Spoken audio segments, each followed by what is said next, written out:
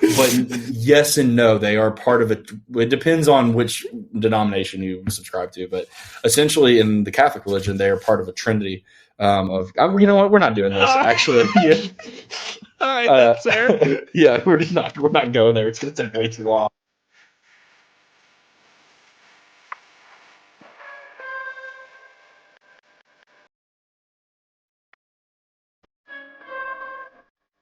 I can still turn me down, but I can't turn on echo Also, cancellation. it said like it did the 5 and then it just went directly to recording. I don't know what the fuck is going on. Listen, this is a message to those out there at Riverside Audio.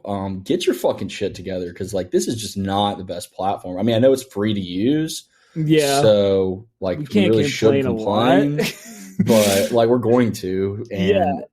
And like I know it is probably user error and completely our fault, but I still 100%. There's zero doubt. want to bring it up to them that we're having issues. Hey, as a mustache man, like, do you ever get it where it's like growing over the top of your lip? And if so, Yeah. do you like touch that up like immediately? Because Yeah. that's something that drives me absolutely bonkers. Well, it takes a while to get to that. Like it's kind of overhang right now, but there's times like if I let it grow a little bit longer, it'll dip like below the lip where I can feel it and shit. And that's, yeah. And like the sides right here, right? The sides will drop down too far and it doesn't look good. So Yeah, see, I like to chew on the sides of mine a little bit. Like, interesting. yeah, not really probably the cleanliest, cleanliness. It's not a good habit. I'll say that much. That's what I can tell you. Yeah.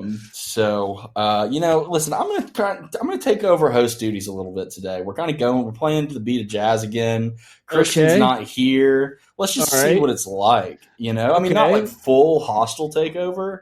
Okay, But, that's good. You know, just more of like a soft, like I'm just going to tell people the album that we're doing today is a little bit.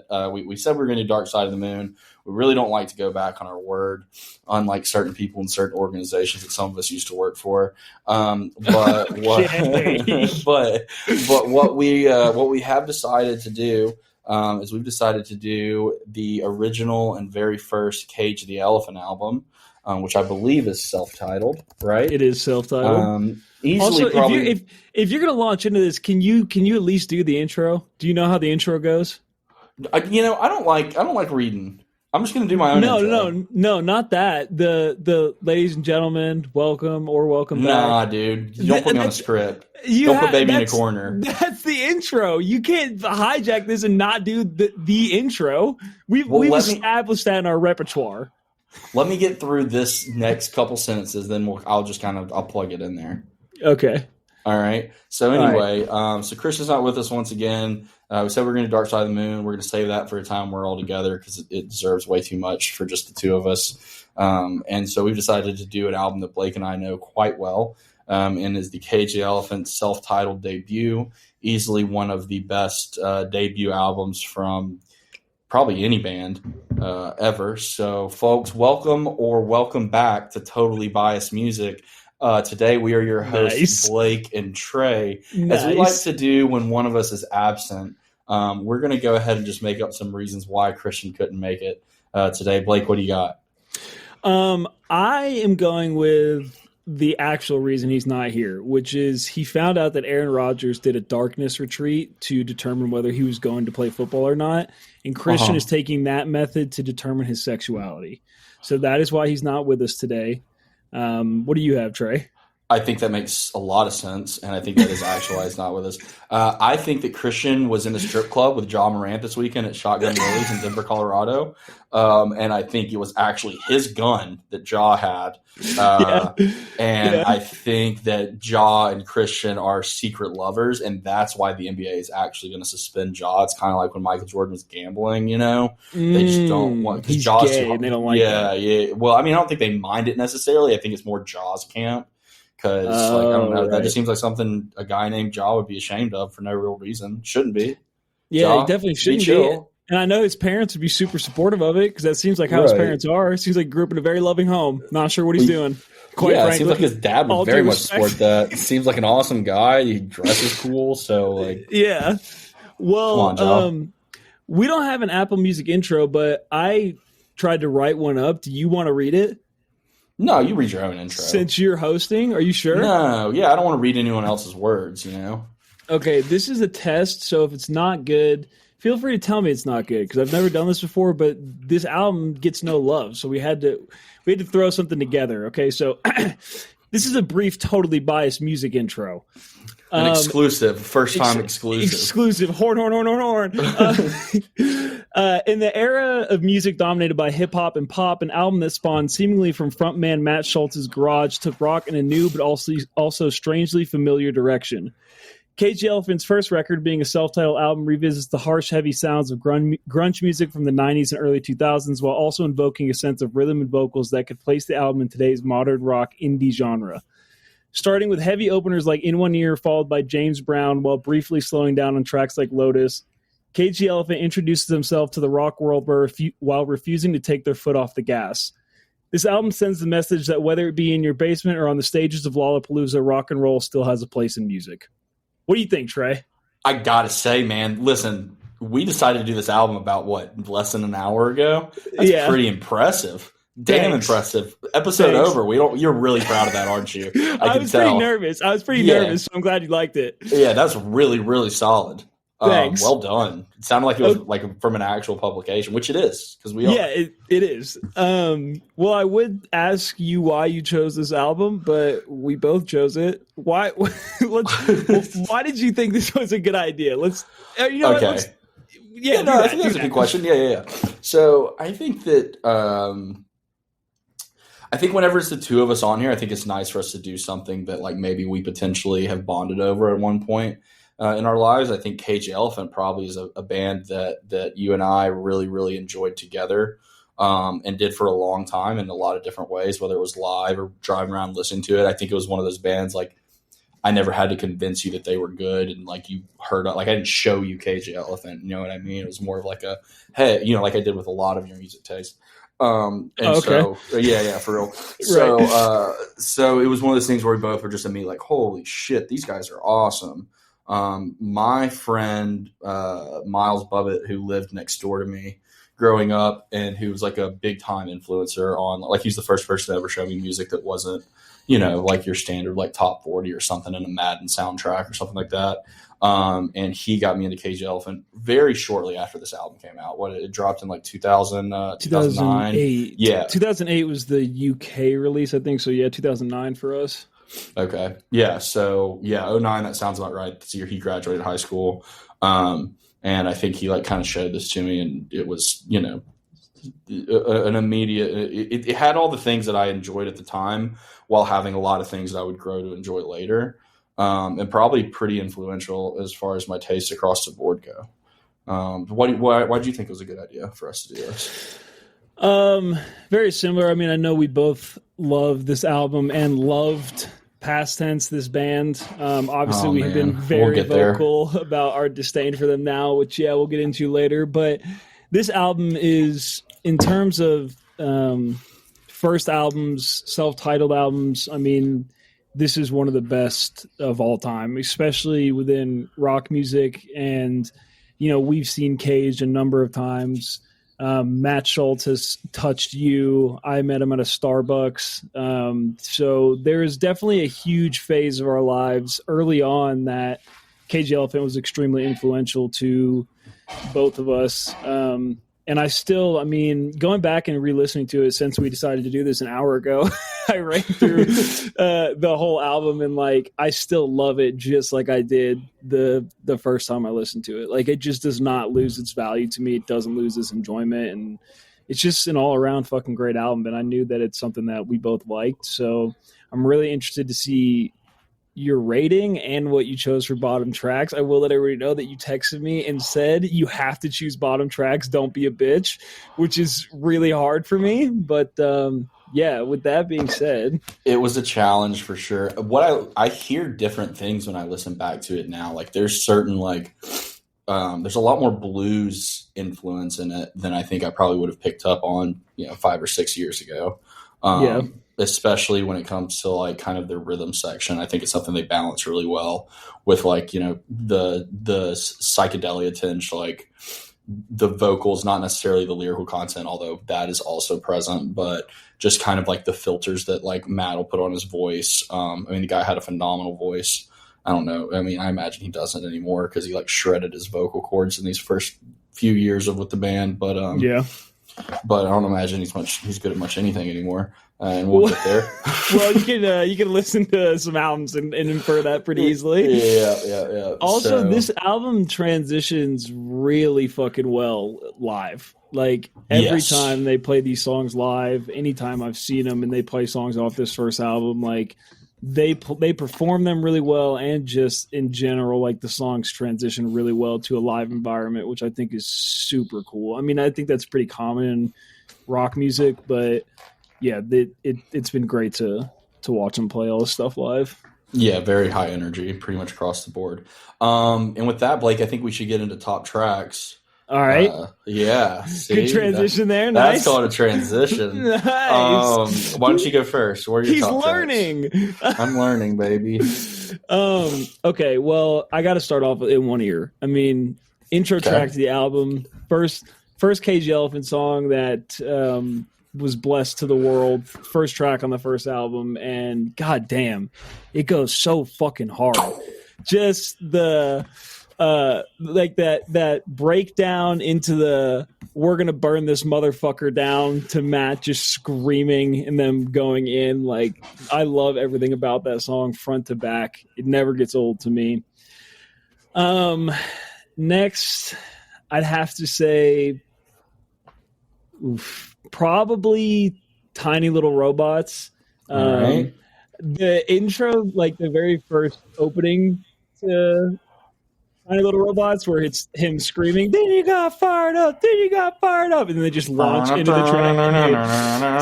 Yeah, it's just fast as fuck, and it's something like you want to bounce around to, and they kind of slow it down with the chorus, and I love the way that track is constructed. And then Backstabbing Betty. Backstabbing Betty's fucking hilarious. It's a great fucking song. Brother, we went 3 for 3 on this. Nice. Fuck yes.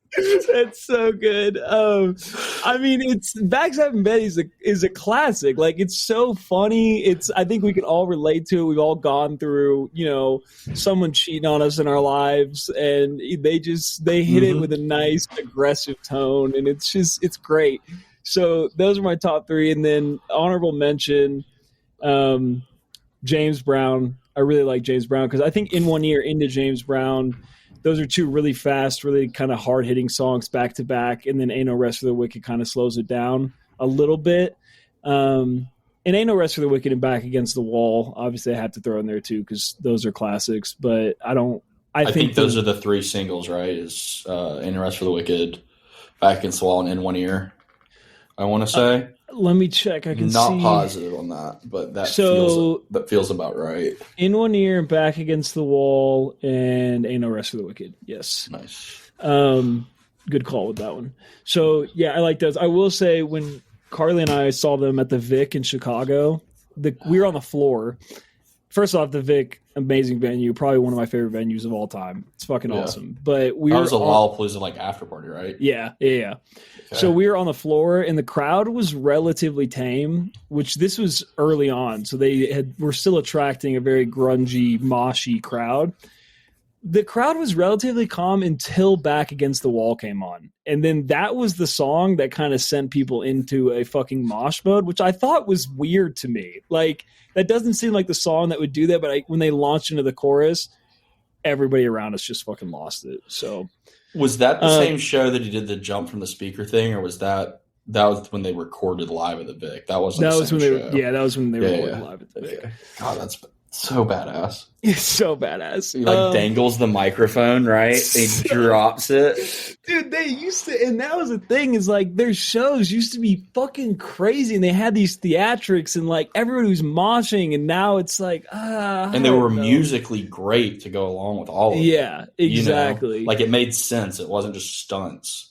Right, 100%. And like even when he did things like when they played Coachella, and he came out in a dress, And like you would think like, oh, he's just doing it to like be different or whatever, but it seemed like genuine with what they were performing and the way that he didn't change how he performed or anything. Like he just seemed like that kind of guy. Like I don't know, it was great. And we can get into their demise maybe towards the end of this, or not demise, but just like not good. So yeah, my top three are the exact same, different order though.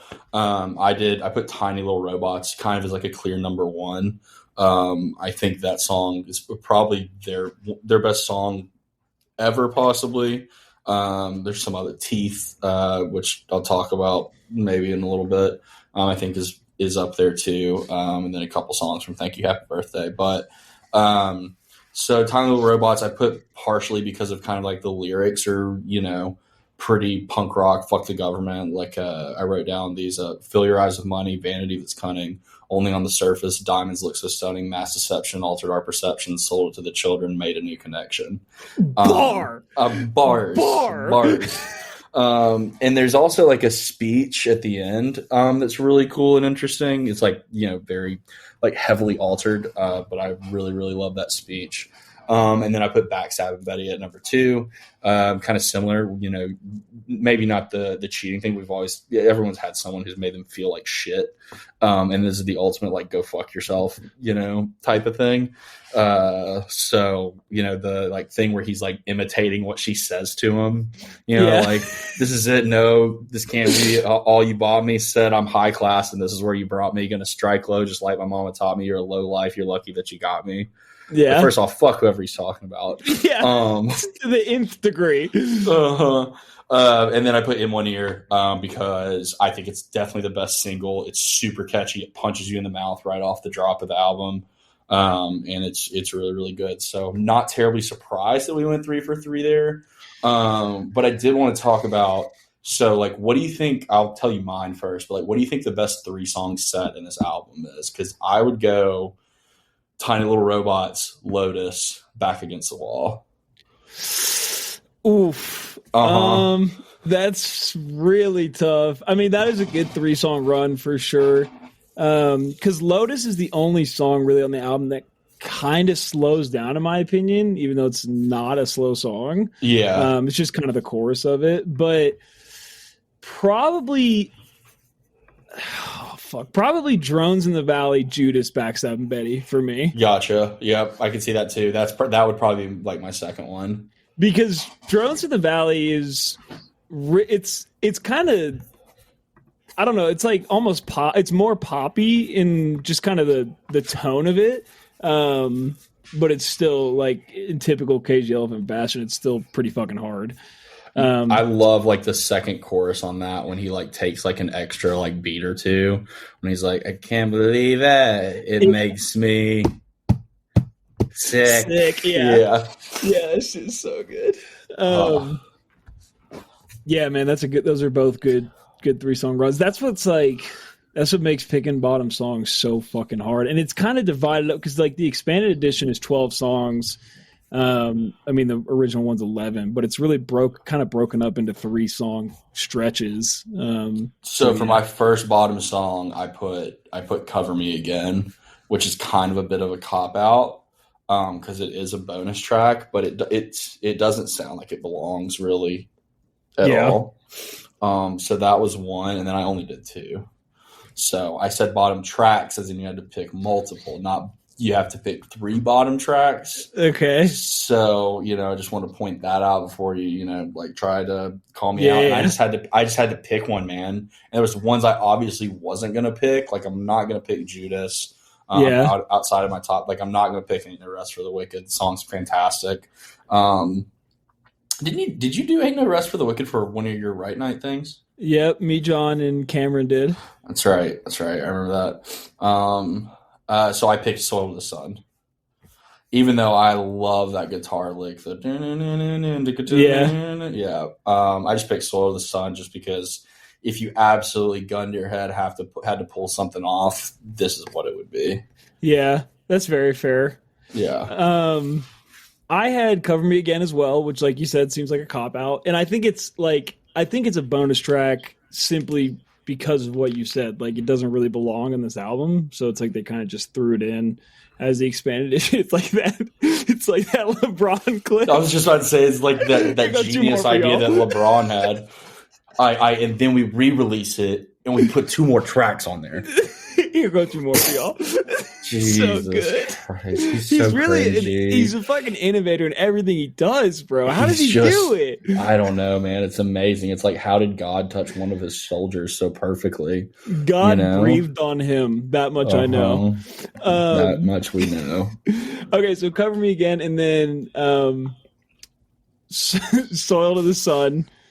And then, look, I'm putting this in here, and I'm only doing it because I have Ran It Into the Ground, and it is the single, and I still love it, but I got to put Ain't No Rest for the Wicked on there. Like, it's the only song now when I listen to the album that I skip. And I think it's because I've heard it 11,000 times, so it's like there's no factor in it that makes me want to re-listen to it again because I have already listened to it so much. And, like, when you go from In One Ear and James Brown into Ain't No Rest for the Wicked, that's where it kind of pulls me out. Like, it's kind of a mood shift to me. Yeah. So yeah, I put it on there reluctantly. That's fair, kind of. I mean, it's still a really, really good song, but I wouldn't say like that I don't skip it. Like, when I did the re-listen, since we didn't have that much time, you know, like, I would listen to some of these songs halfway through and be like, oh yeah, I know the song front to back. I don't need to listen to this before I talk about it. But Ain't No Rest for the Wicked, I was like, I'm good. Yeah. Moving along. Yeah, definitely. So. Cool. Huh. All right. Well, we want to move on to ratings, and we can talk about Cage a little bit. Then we can talk about Ja Morant and Christians shooting up a strip club, and then do my couple Twitter takes. Yeah. And also, did you watch Creed 3? No, I haven't seen it yet. Fuck. Okay, never mind. I was going to talk about that. I haven't had I haven't been to the movies in so long. Just a busy guy, you know? Yeah. Like, well, not so much anymore. Not as much anymore. Not as much. Not as much. But that we won't get into. So what would you rate this album? Here's your moment of truth. Man, it's really tough. And Are you going to be a simp to your former self? You know, it's especially hard because, you know, I gave a 10 last week. Right. I thought about this already. Like, I can't. It doesn't feel right to go back-to-back 10s. And I don't know. I am going to preface the rating by saying this album meant a lot to me when I was younger. It still means a lot to me. I hold near and dear memories of the album, listening to it, seeing them live, especially you and I listening to it. So there's a lot that I love about it. I got to give it a 9. Hard 9 though. Not soft, just a hard 9. What about you? I got to say this is the only reason I'm not giving it a 10. All right. Because Thank You Happy Birthday is a better album. And since it shows that they are capable of being better, that you can't have and it is, in my opinion, it's like an inarguably better album. Really? Yeah, I think so. I think Thank You Happy Birthday is like absolutely phenomenal. That's interesting to me that you think it's better. Yeah, I think a lot of it's, I mean, I just think it has a lot more variety. I think all the things they do great on this album, they also do great on that album. It's just, I think it's better. So I'm going to give this a solid 9.5. Nice. A hard 9.5. That's one of your highest, bro. That's one of your highest. Yeah, what have I given a 10? I can't think of it off the top of my head, but I've given out a 10 before. Have you? Yeah, I've given out a 10 for sure. It was probably something that I picked. Was it Radiohead? Yes. Yeah. There you go. Yeah. Had to have been. I think my issue with Thank You Happy Birthday, it's not really an issue. I think the better songs on Thank You Happy Birthday, like the best songs on Thank You Happy Birthday are better than the best songs on Cage the Elephant. But I think the bad songs are a lot worse, honestly. There are songs on that album that I do not enjoy and that I skip. I know for sure. I can't name them off the top of my head. But like on this album, I really don't. I skip Ain't No Rest for the Wicked out of the reasons I said earlier, but I still love that song. So there's not really any songs on here that I don't fucking love. So I don't know. It's crazy to me that you think it's a better album. I'm shocked. I think this is their best album, but I hate saying that because like I feel like when you give somebody's first album, like that's the best album, then people go into the rest of their discography. Like, I feel like it discredits the rest of their discography, which I don't want to do. But it's the same thing with like Jay-Z and Reasonable Doubt. Like that's probably his best album, but I don't want to discredit the rest of his discography, you know? Nos and Illmatic, you know? Yeah, true. Yeah. I mean, I think we talked about this why did we not release the Illmatic episode? Audio. Oh, yeah. 20. Yeah. Once again, Riverside Audio. Out, yeah, still figuring it out. We got to hire a producer or something with all this money we're making. I think the songs on Thank You Happy Birthday that like have a lot more that show a lot more variety. Like I'm looking at the track list right now. So like Flow, like Right Before My Eyes, like those like even like Shake Me Down, I even really, really like still. And I think that they still do like Sabertooth Tiger is just a wild and ass song. Yeah. Like Aberdeen's amazing. Like there's so many songs that I can put up that still have that high energy, but then they do other things on the album. That's why I would give it the leg up. Barely a 0.5 leg up. Let's be clear here. Yeah, but that's fair. Leg up nonetheless. And they start that album hot too. Always Something into Aberdeen into Indie Kids. That was also very, very fucking hot. You know what? Fuck it. Let's just launch into Thank You Happy Birthday. Let's just do that. It's just a double album. We can do it. Well, I want to talk about like you said, the demise of Cage. So here's the thing. And this is something that I think you probably know, but you might not. So they have their guitarist on their first 3 albums is a guy named Lincoln Parrish. And I think a big part of the success of these albums is the guitar. And he also helped produce and write like a large amount of it. He left. And I think he left because they were wearing suits and trying to be on fucking VH1 Jimmy Kimmel or whatever. And shit. Yeah. I think he's like, I don't want to do this. And he just like started producing records in Nashville. So I think that's the main contributor to their demise. But I think, and maybe that might actually really just be more of a symptom of the direction that I guess Matt and Brad Schultz wanted to go, you know? Yeah, that's fair. The thing is like, it's weird to see them they went in like a slow downward trend, right? Like at least in my eyes, because Cage the Elephant is the best album, and then Thank You Happy Birthday, and then like Melophobia is really where it starts to like. Melophobia is probably like a 6. There's some really good songs on Melophobia, but like a 7. But yeah. Yeah, it just like that's where the drop off starts. I mean, Cigarette Daydreams is on there. I know you love that song. I know that's probably I don't anymore because I've grown up a little bit. That's fair. It's not good, man. I just really when I saw it on the track list when the track list was released, I was to me like, oh, I love that song. I love smoking cigarettes. So like anything that's talking about that, you know, it's very rare in rock music for people to talk about smoking cigarettes, as we all know. Exactly. That song's not good. You were only 17. First off, sir, bass nectar, relax. Yeah, Lauren, relax. Jesus. God. Lauren co-produced that, actually. I think that's a totally biased music fact. Yep. Yeah, and then Tell Me I'm Pretty is just a bad album. Just not good. Not good. I'm not going to lie to you. I've never listened to Social Cues. I don't even know what that is. Yeah, but I thought there was one in between. They did a like an unplugged type situation.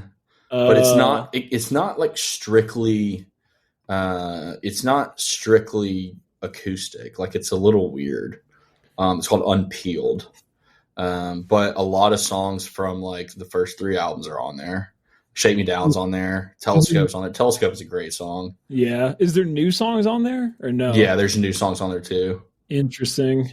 Okay. Yeah, I remember like, Todd, my dad was a big Cage the Elephant guy, and I think Carly and I got him Tell Me I'm Pretty when it came out, and we saw him like a few months later, and he's like, yeah, so that album is not good, huh? No, it's not. Sorry about that. Sorry for that shitty gift we gave you. You want to know who produced Tell Me I'm Pretty? Fucking Dan Auerbach. Black Keys. That's why it's not good. Did he really? He did. Yeah. Yep. That's exactly why it's not good. I can't stand that fucking guy. I know I we've can't talked about this a lot. I can't stand that band. That band has had good music. Let me be clear. No, they definitely have. They yeah, definitely yeah, have. But yeah, God. those guys are just phenomenal douchebags. Like Just next level diet douchebags. White Stripes. Yeah, exactly. And they're so mad that White Stripes does what they do better than them. Like you can tell it really gets to them. They have like a long-standing beef with Jack White. Did you know that? Well, I think Jack White has a long-standing beef with them because he's like, these guys are ripping off my fucking sound, and no one's saying anything about it. Yeah, and Jack White is notoriously kind of a crybaby, And kind of the worst, but also amazing. Yeah, but he kind of does nail it on that. Like they copy my whole fucking flow. Remember, he got pissed. He got pissed that their kid went to the same school as his kid. It was like part of the divorce proceedings when he got divorced from his second wife. And she like submitted as evidence, and it's like an email from Jack White being like, these fucking hacks kids go to the same school as my kid. Yes, that is next level hatred, dude. I love it. Yeah, he's like, I'm gonna have to go sit in PTO meetings. I think he literally says that part. I think he says like, I have to go sit in PTO meetings with these guys. Which, like, first off, Jack White, you're not going to any PTO meetings. No, you're not. Stop. You're just not. I do know that he, because he started Lollapalooza, or he helped start Lollapalooza. I thought the guy from Jane's Addiction started Lollapalooza. He did. I think Jack White had a hand in it, though. Or maybe it was just that he was performing that year. It was something weird, but like he's either really good friends with Perry or he helped him start it. But Portugal the Man, the year that they played, they always put up like words on the screen behind them. And one of them was going to be, are you guys ready to see that old guy from the White Stripes? And he bitched so hard that they blurred it out. Like, he was basically like, yeah, if they show that, I'm not playing. I mean, in his defense, that's a little disrespectful. Like, if they're not friends, though, I don't know, man. I mean, like, take a joke, you know? I can see where I would not be terribly comfortable with me being the expense of someone's joke in front of like 70,000 people when I don't even know the guys. Like, if we started, it's not like Dave Grohl's telling the joke. If Dave Grohl's telling that joke all day, throw it up on the wall. Like, but you're Portugal the Man. You don't really get to do that. If we started a live like podcasting and somebody opening for us was like, "Are you ready to see the balding guy from Totally Biased Music?" I would think it's funny, you know. Like, I would ride with it. Yeah, but I mean, it's a little bit of a different thing. Like, we're doing like a comedy music hybrid fusion podcast. That's right. Put the word fusion in there. Nice. Just waxed poetic on our description. We're not cutting that. I'll tell you. Okay. I'm really trying not. Sorry, sidebar here. I'm really trying not to fall into the southern trap of saying, "I'll tell you what." But I say it all the time. I say it all the time too. Actually, dude, it's the worst. It's the worst phrase. You're saying nothing. You're just saying word salad. There's of no value when you say that sentence. Well, I say I tell you, and like it was one of those things that like it started as me saying it ironically, which is like 90% of my vocabulary now. Shit that I started saying ironically, and then now I can't fucking stop saying it. Right. So that is one of those things. Mm-hmm. All right, host, do you want to launch us into this next segment here? Yeah, I do. Here's the issue, though. I don't really remember what it is, which is like kind of just no. So you want to go to Rides or Dies, or do we want to talk about John Moran? we should talk John Moran for a little bit. Speaking of which, do you see the poster back there? I can't really see it. It's a Jaw poster. Okay, well, you're gonna have to take that down, bud, because this guy's an idiot. What a dumbass. Okay, so for those of you that don't know, that don't follow the sports world, up-and-coming NBA superstar, John Morant. One of our personal favorite players on the podcast. Yeah, I fucking love Ja. I might even call him a friend of the pod at one point in time. Yeah, so he was at a strip club in Denver and after a game against the Denver Nuggets. And he, on an Instagram live in the strip club, flashed a gun, okay? And I got to bring up the gun in particular because it looks really small. Did you see I thought the same thing. It looks like a Walther PPK, like what James Bond would carry. Like it's I don't know what that means. It's really small, which I thought was weird, and I just wanted to harp on that. But anyway, he showed a gun at this strip club on an Instagram live, and now it has launched a large internal investigation into John Morant, and he has been suspended for 2 games. Apparently, if he traveled with the gun, it can be up to a 50-game suspension, if not longer. So they are investigating that. The Denver police are involved. It's just a whole fucking thing, you know? So my initial reaction to this was like, all right, what's the big deal? You know? Like that legitimately was my initial reaction. I was like, guy's out here having fun. Like, you know, he's seen so many Instagram live videos of people flashing guns and doing that type of stuff, you know? And I mean, he plays in Memphis, right? If he knows anybody in Memphis, he knows a lot of people have been doing that. But then I thought about it a little bit more because I'm not an idiot. Okay. And I was like, first off, this guy brought a gun to a public place where you're really not supposed to bring guns. Especially in Colorado. Especially in Colorado. You're really not supposed to bring guns in strip clubs. Number 2, I thought about the travel thing. I got to give myself a small amount of credit. I thought about that before, like, it was like a news story. I was like, wait a second. If he had a gun, that means he brought a gun with him, which means he had to travel with the gun, which means he took the gun into every team facility that they had while they were in Denver, right? Right. Took it on the plane, took it on the bus to the hotel, he took it into the hotel. Maybe he took it in the stadium or not. You know, you don't really know necessarily. Right. But he at least on company sponsored, you know, travel had a gun. Let me tell you, if I did that, boy, I'm getting fired. They ain't letting me, you know. Now I can't hit a triple double, you know, 6 games out of the week. True. There's a little bit of a different talent level there. And you're not bringing in like hundreds of millions of dollars for the city. No, I'm doing that. No, I am doing that. Yeah, for Memphis specifically. Oh, not for Memphis. No, not for Memphis. But yeah, no, like, so this is a big deal. He could get suspended for a season. Yeah, I mean, the thing is there's no way to find out. I mean, there obviously is a way to find out, but we don't know if he traveled with it or not, right? Somebody could have given him that in Denver, like, or it could have been someone else's or whatever the fuck it is. So they don't know exactly what it is. But like, as a kid that grew up in the suburbs that now owns guns, I get it. You know, I want everybody to know I own guns. You know, I have an AR. I travel to the grocery store with it because I want people to know, you know, I have it. I'm packing, so don't fuck with me. So I get where don't do that. So I get where he's coming from, you know, but that's the funny part about it is like, he is not that guy. He wants to be that guy, but he's not that guy, man. He grew up in like the suburbs, 2-parent home, very loving, allegedly. I think he went to a prep school. Like, why did this happen? What is he trying to do? Why are you choosing to do this? I don't know, man. I think it's like, genuinely, I think he just got involved with people in Memphis that like can kind of alter the way. And people forget he's still young. Like, he's still a young. He's a kid. He's like, what, 24, 23? Yeah. So like, he's still gonna do shit, you know, be influenced by the people around him. But it is weird because now the very public discourse is everybody being like, bro, you're not that guy. Yeah, everyone's like making fun of him in every, like, it's not good for him. Yeah, and he also, I don't know if you remember, like last year in the playoffs, some random kid tweeted at him like making fun of him. Oh, I forgot about this. And he said it's free to feel how the hollows feel, talking about shooting somebody. Right, yeah.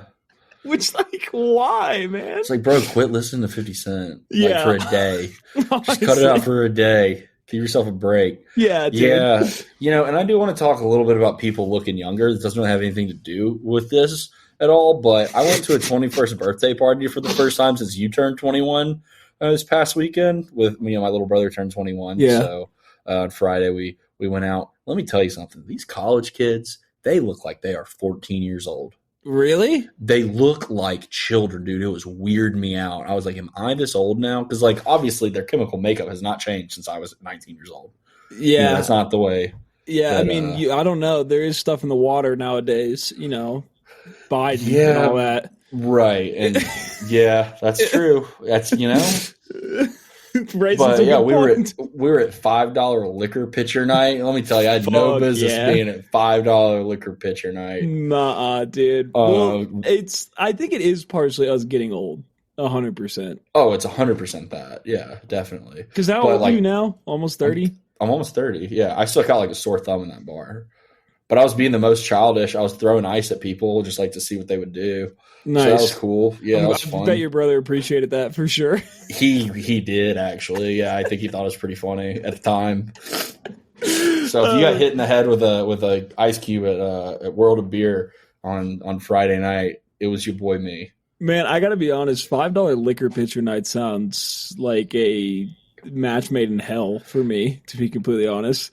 Yeah, no, it's not for you anymore. But think about you when you're 19. It was made for you then. Yeah, I was drinking Red Bull vodka pitchers. I had 3 of them. Nice. You know the most dangerous part about that? It is not the vodka. I promise. Oh, 100%. It's not. It is the 3 Red Bulls that are in each one of those.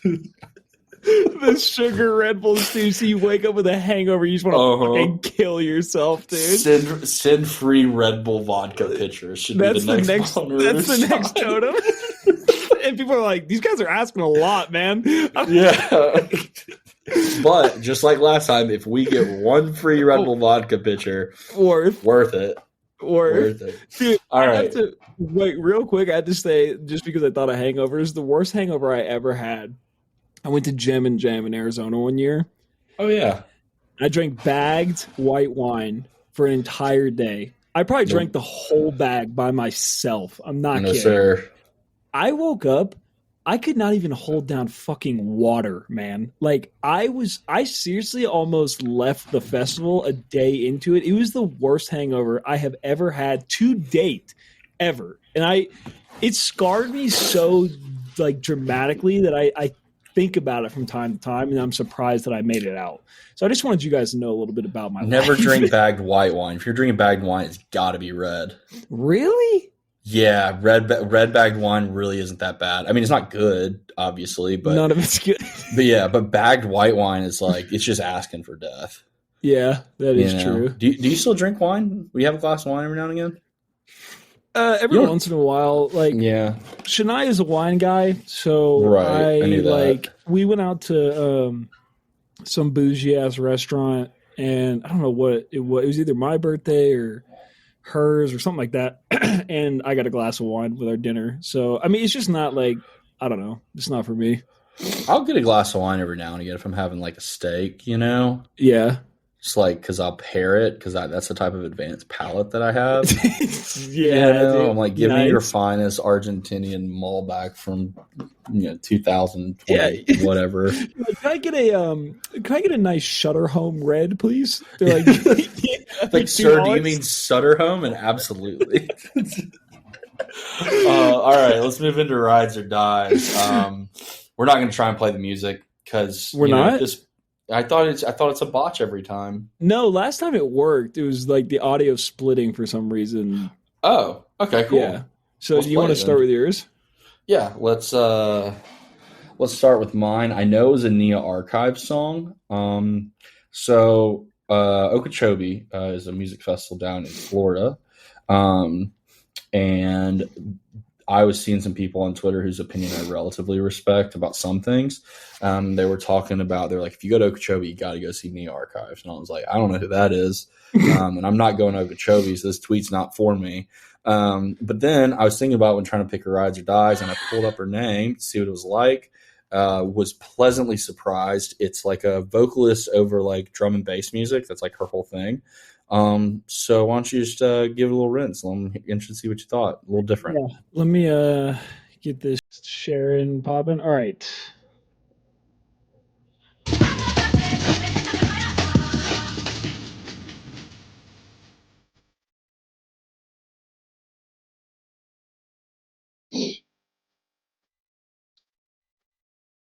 Okay, so I got to be honest. This is a weird case with rides or dies. So I don't hate it by any stretch of the word, but I don't really like it either. It's like somewhere in this weird, not poltergeist. What is the thing? Purgatory. Paradox?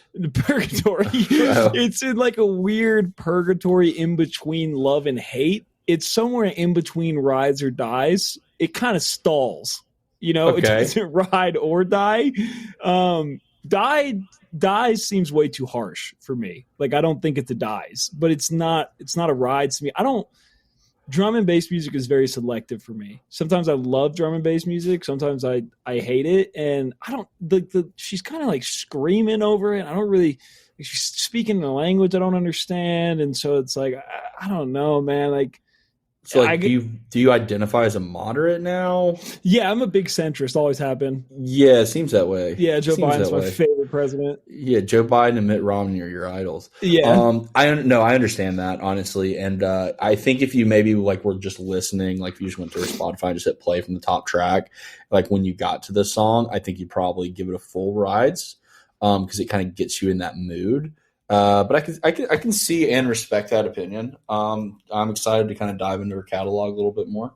Yeah. So yeah. I'll give it. Well, so is the artist like a drum and bass artist, or is the artist the person singing over the drum and bass song? So, from my understanding, she produces and makes and sings. But okay. I could be wrong about that because, like I said, I don't really know that much about her. But yeah, no, she does. She produces the music and sings over it, which is pretty tight. Cool. That is tight. Yeah, I think probably the female drum and bass producers in the world, there's probably not very many of them. Yeah. Right. So that's pretty neat. Yeah. Nice. Okay. I chose My Boy by JID and Loot. This is off the Creed 3 soundtrack, and this is one of my favorite songs off the soundtrack. Really fucking bangs. So I'm gonna let it ride here for a second. My boy, yeah, my boy.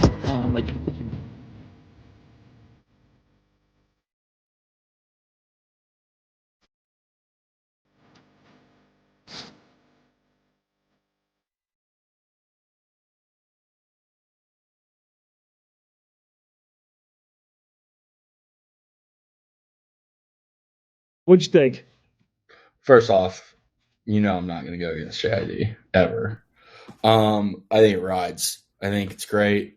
I want to listen to the soundtrack. I want to see this movie. I will say that the chorus is a little like it's a little annoying. Yeah, I could go without that, but I think the verse is pretty fantastic. My boy.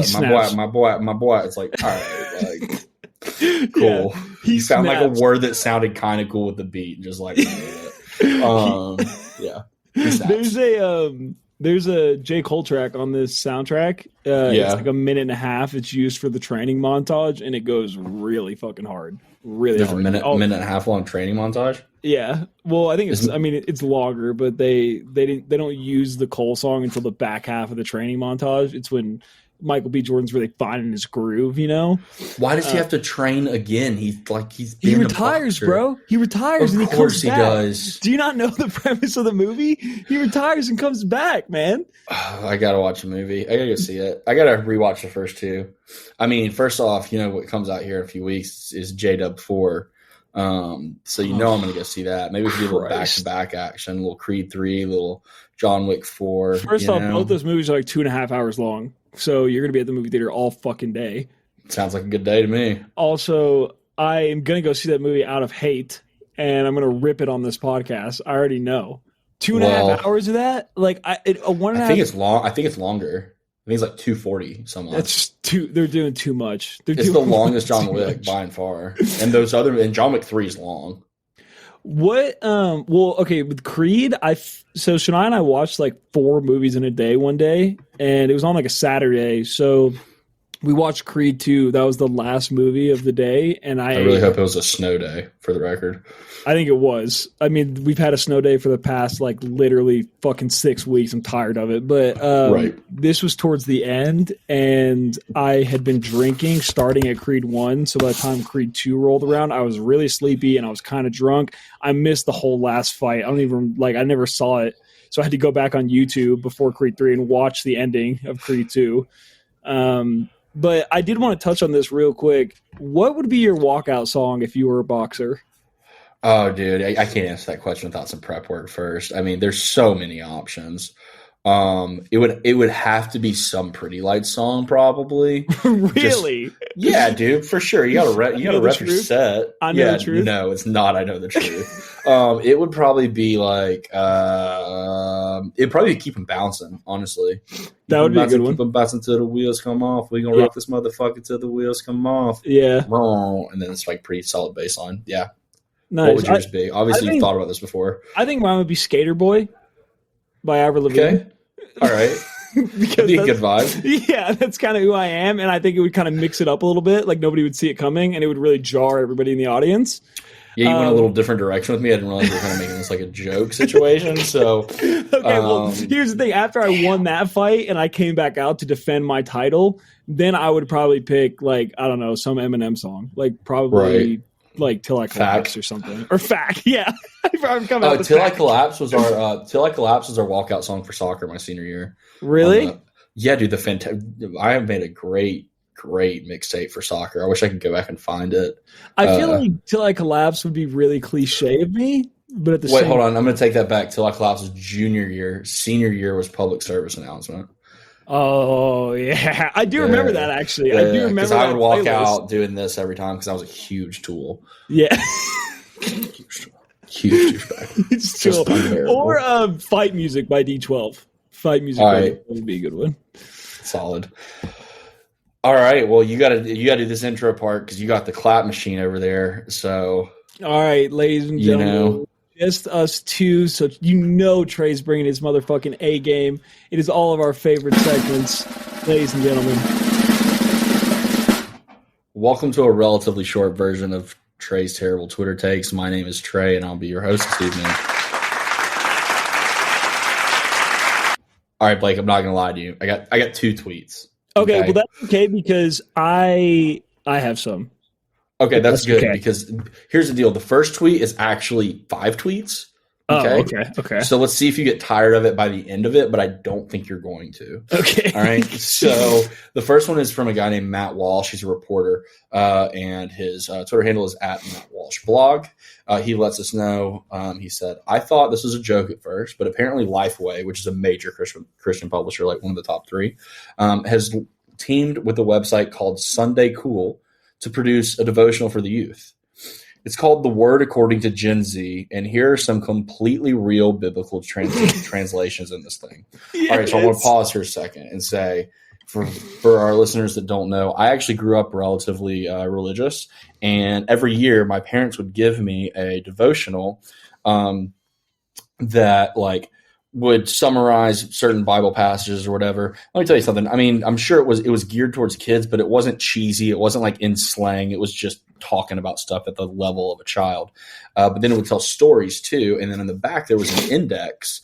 And every time I got one, I would go to the index and I would immediately look for anything that had to do with sex or drugs. And then those were the ones that I would read. Nice. So that was probably a pretty great sign from a young age that wasn't really going to work for me. So here are some of those translations. The first one is, "Cap G's words are one hundo, straight up slicing and dicing and knowing it all." Hebrews 4:12. Cap G is what they think kids call God. Here's another one. Since day uno, there was Cap G. Big J was chilling with Cap G, and Big J was Cap G. It's John 1:1, which is a very famous Bible verse that you know. Wait, hang on. So that's since day one there was God, and Jesus was with God. Or Jesus is God. It's okay. Since day one, there was Cap G. Big J was chilling with Cap G, and Big J was Cap G. Yeah. So I think, hold on, let me look it up. Let me look up John 1:1 so we can give you the exact translation here. So John 1:1 is, "In the beginning was the Word, and the Word was with God, and the Word was God." That's what. Oh, the Word. Okay. Well, the word is technically Jesus, I think. So Jesus and God are different people, right? Well, no, they're. We do not have enough time to get into this. Okay. But yes and no, they are part of it. It depends on which denomination you subscribe to, but essentially in the Catholic religion, they are part of a trinity of. You know what? We're not doing this actually. Yeah. All right, that's fair. Yeah, we're not going there. It's going to take way too long. No one gives a shit. Okay. All right, so here we go. This is the third one. "I got your holy scripts padlocked in my chest thumper." Psalm 119:11. Apparently, they think kids today call their hearts chest thumpers. I like that actually. I really I kind of thought that one was cool. I agree. Broke my chest thumper. And this is the last one we have of these. It says, not swerved by these scripts because Cap G be giving that get out of jail free card to the whole fam. Romans 1:16. They're calling salvation a get out of jail free card because Monopoly references are totally cool. You know, it would have been great, like in one of those tweets that just dropped the N-word. Like, right. Yep. Which is where they were trending for sure. Like, absolutely, straight up hanging with my N-word, Big J. He keeping it real, and then they don't understand why people are mad. They're like, what? But like, that's what the kids talk like. I just God being called Cap G. I like that a lot, actually. Yeah. Can that be like my nickname, Cap G? Not in like the God sense. It'd be Cap B. Yeah. Cap B. I like that. I'll change the name in your phone. Fuck yeah. My phone. Okay, and then this is our last tweet here because I knew that was going to take up a decent portion of time. This is from Elon Musk. Oh, no. Like, I just don't get it anymore. No. I don't get his whole thing. Like, I don't really get what he is now. To be honest with you, like, what? There's so many questions. He doesn't even know, bro. He doesn't. Yeah, he really doesn't. So I'm going to share my screen if I can. And it's just so you can see this. I'm excited for this. So I can't do it actually because I have to give browser permissions, and we're episode 23, still figuring this shit out. So it's a picture of a bear hugging a blonde woman with both of his hands on her buttocks, and by bear I mean an actual bear, not like a big, large, hairy gay man. Okay. And it says, there's a caption in the picture. It says, "They look so cute and cuddly, but the slightest thing can turn this beautiful creature into something so dangerous and violent that the toughest of men could be killed or maimed for life.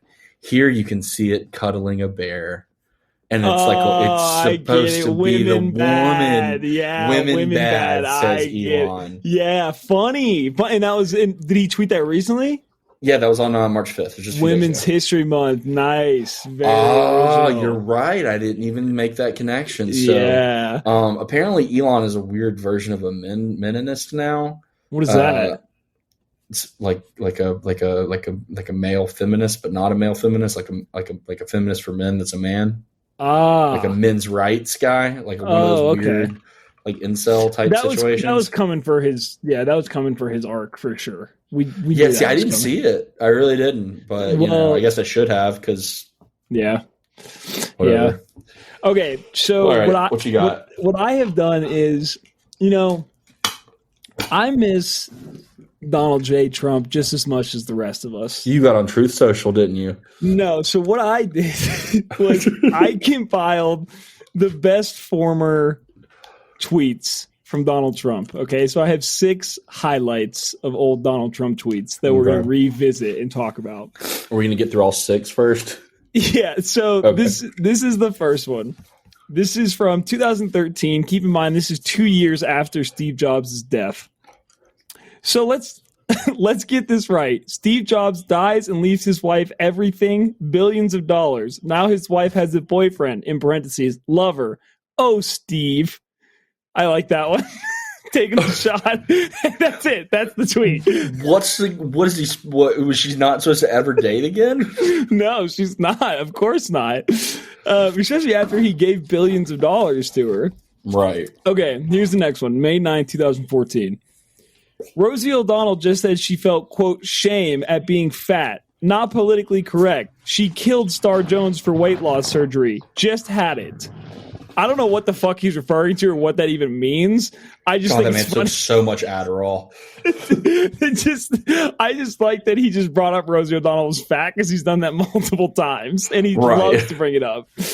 Okay. This is I gotta save that one for later. Okay. May 3rd, 2013. Amazing how the haters and losers keep tweeting the name Fuckface Von Clownstick like they are so original and like no one else is doing it. ... I don't know what the fuck he's talking about. I think people are calling him that, and he's saying it's not original. But like, why draw more attention to it?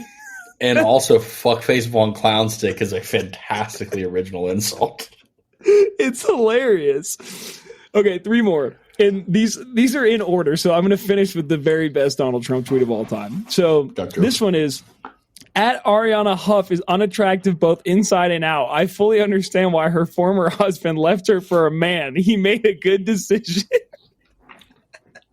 Donald Trump, champion of gay rights. We knew this. Exactly. We did know this. Okay. This one is insanely horrific. So this is in reference to a shooting at a magazine publication. If the morons who killed all those people at Charlie Hebdo would have just waited, the magazine would have folded. No money, no success. I wish people could see your face right now. Wait, that's the place that got shot up, right? Yes. What date was that on? So he tweeted it January 14th, 2015. So I don't remember when the shooting was, but he seems to believe the shooting was motivated by their desire to make the magazine fail. And his response is, you could have just waited. It would have failed anyway. God. What a supremely horrible person. Oh, okay. I didn't remember that part. I didn't remember that tweet. Yeah. Go ahead. All right. What's the last one? It can't get worse than that. Okay.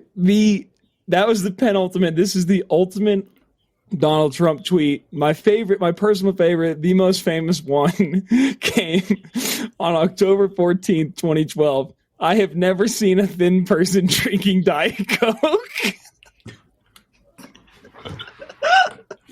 Dude, it's funny because he's fucking fat. Like... And he loves Diet Coke. That's the best part. He loves it. And apparently there was another tweet after this where I couldn't confirm if it was real or not, so I didn't want to bring it up. But there's another tweet where he says, the people at Coca-Cola are mad at me. Whatever, I will still drink their garbage.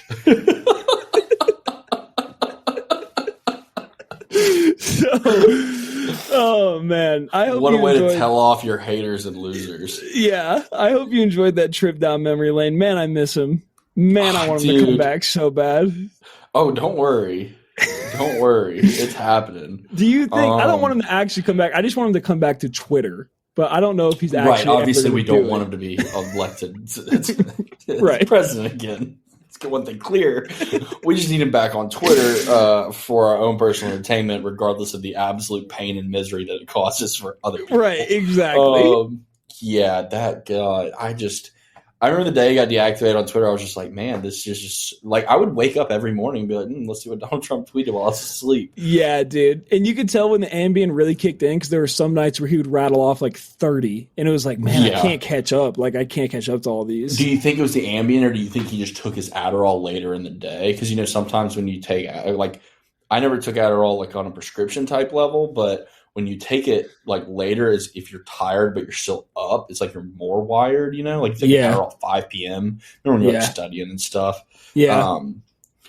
No, that could very much be it. Like he just popped it, and then like he realized there's nothing to do at night, but he's awake, so he's like, I'm just gonna rattle off some fucking bangers.